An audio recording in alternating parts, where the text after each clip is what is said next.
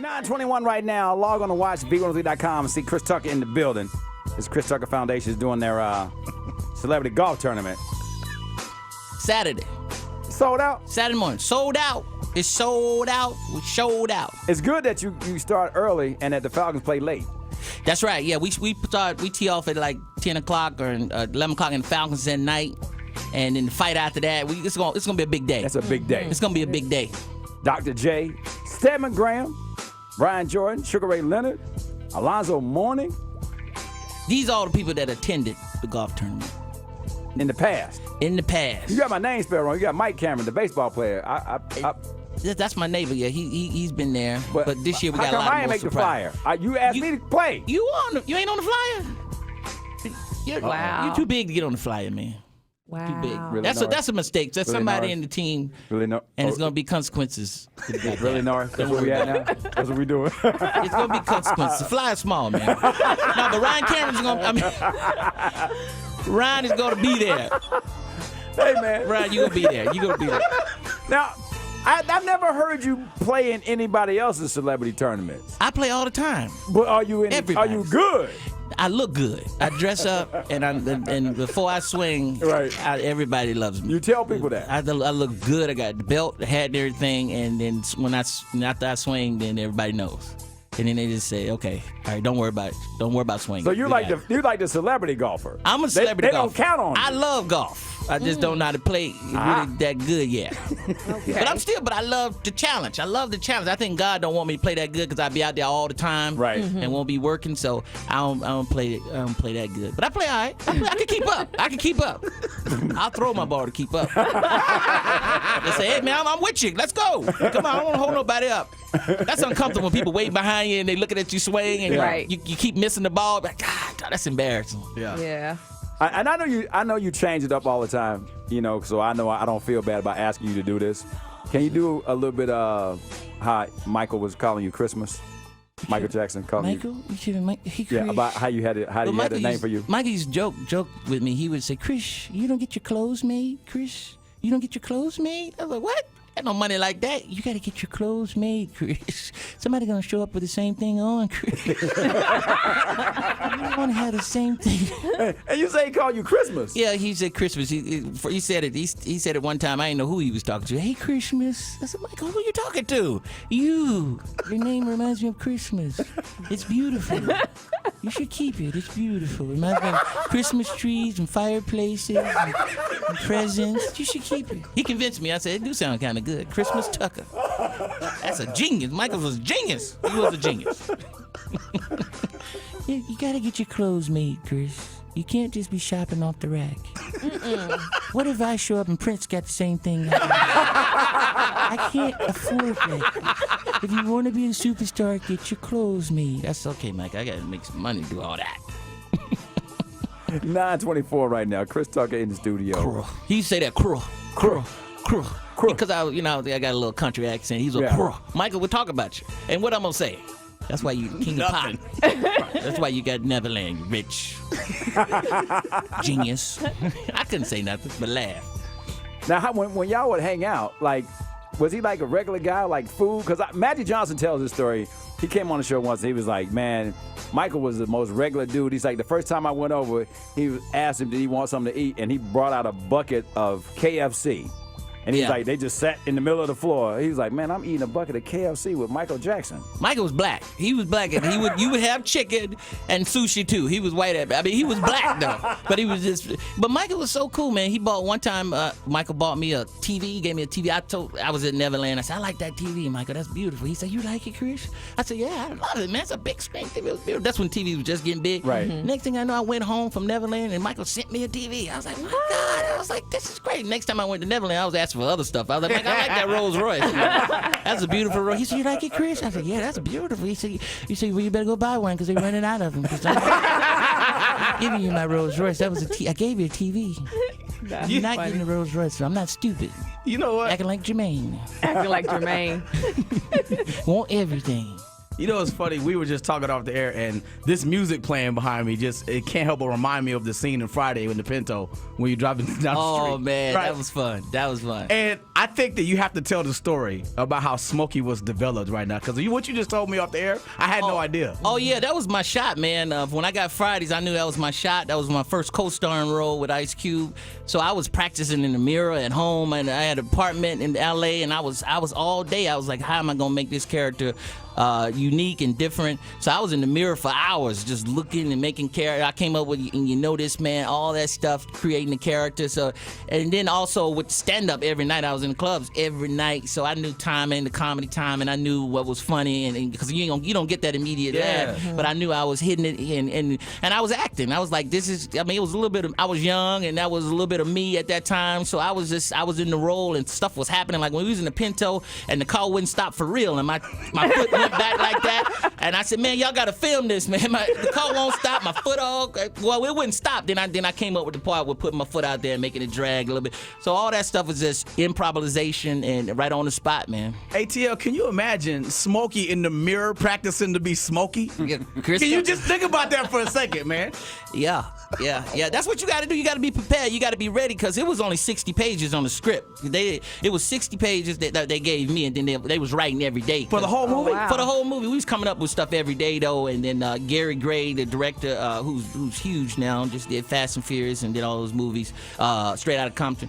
He was writing it. They were writing every day, and I was coming up with stuff every day, and it was just fun, man. It was just fun. We was having fun. That's why it came out. It showed out on the film. You know, it showed up on the film. Wow. Chris, when did you know that you were funny? Like, at what age did it start to get you, like, this is what I need to be doing in real life? It was in high school. It was definitely in high school when I would make people laugh. For in PE, I didn't dress out, and I would act like I was a preacher in the gym, and they would say, do the preacher thing again.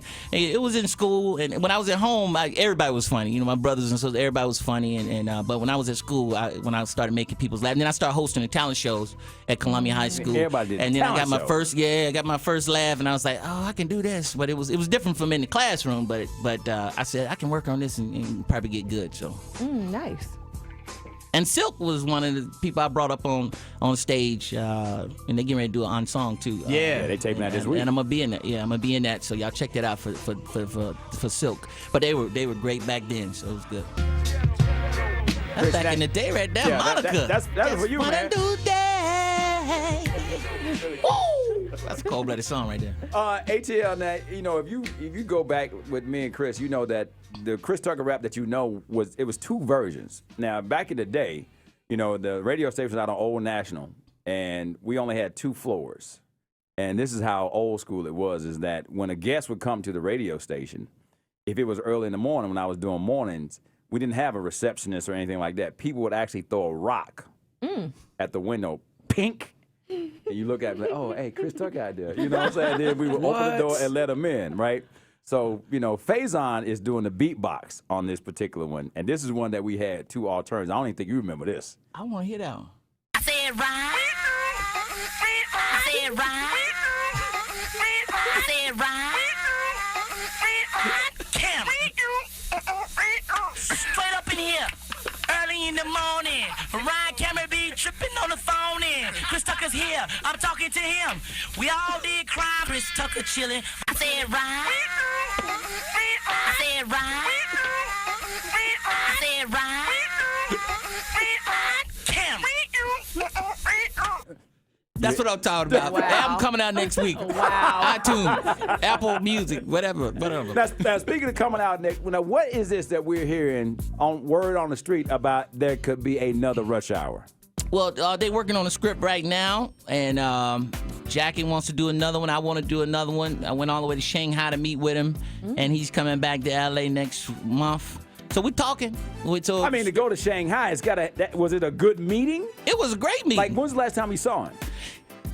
He came to LA. He came to LA after Shanghai, and that's when we got like the pitch of the movie, the new Rush Hour 4, and he liked it. He liked it, and I kind of liked it. So we still working on it. You kind of liked it. Yeah, it got to be hot if we're gonna do another one, and we got to take it to another level. So we working on it, and they working on the script now, and I'm giving my notes, and we'll see if what happens. Wow.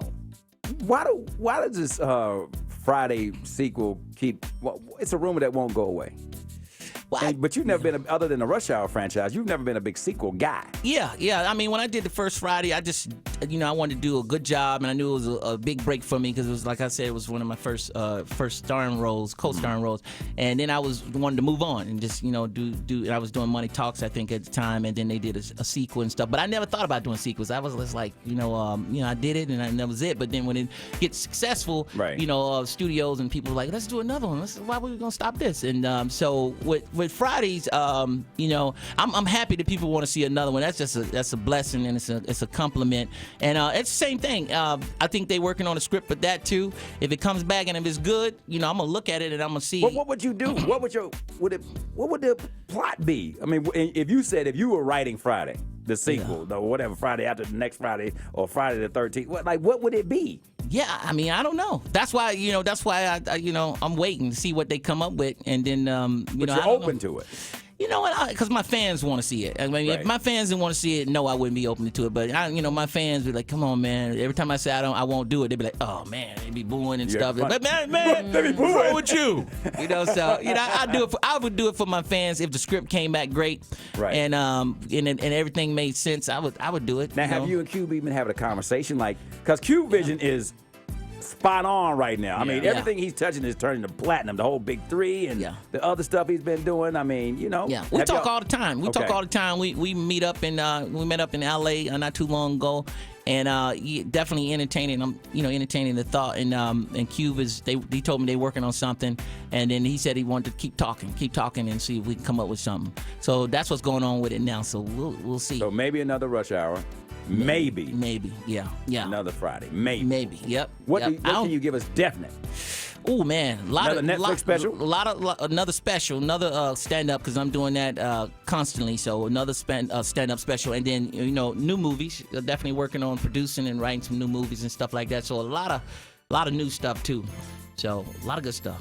And and the golf tournament Saturday. Okay. August 26th. So. And we all gonna be in the building. Everybody gonna. Now, be there. are you gonna try to play golf and then fly to Vegas? No. You having a fight party?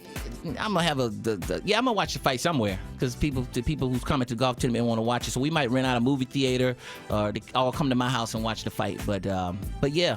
Yeah, I'm excited about it, because this is my foundation, the Chris Tucker Foundation, and what we do, we sponsor kids go to college, Right. we give scholarships, we do homeless ministry, and I do it with my church. So we do homeless ministry, and then also we do Boys and Girls Clubs. So that's what I'm enjoying now doing, and then calling people up and telling them to send stuff, asking for favors, and to raise some money to send some kids to college and stuff. So I'm enjoying that a lot. It's good to see your boy Lorenz Tate back on the scene, man. I mean, he's a big part of Power right now. Yeah. Do y'all talk? All the time. I text him all the time. We talk all the time, and that's definitely my boy, man. I'm proud of him. He's doing great. He's doing good.